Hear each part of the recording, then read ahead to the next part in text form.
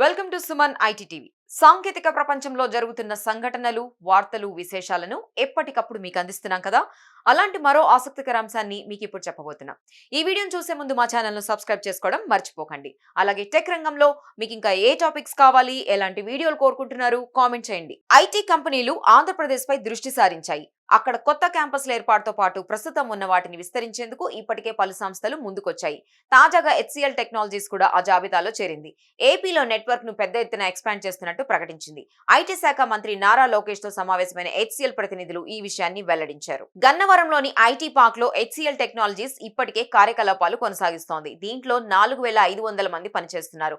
Phase 2 లో భాగంగా ఇప్పుడు ఆ సంస్థ విస్తరణ బాట పట్టింది. ఇందుకు గాను కొత్తగా మల్టీ స్టోరీ స్ట్రక్చర్ ను నిర్మించబోతోంది. టెక్ వరల్డ్ లో ప్రస్తుతం ఉన్న ట్రెండ్స్ కు అనుగుణంగా సేవలను అందించేందుకు ఈ ఫెసిలిటీ ఉపయోగపడుతుంది.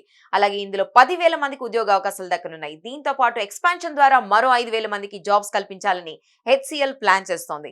వీటన్నింటికి ప్రభుత్వం తరపున సహకారాన్ని అందిస్తామని నారా లోకేష్ హామీ ఇచ్చారు. అటు రాష్ట్ర ప్రభుత్వం ప్రతిష్టాత్మకంగా చేపట్టిన skill sensor, skill development initiatives లో హెచ్సిఎల్ భాగస్వామి కానుంది.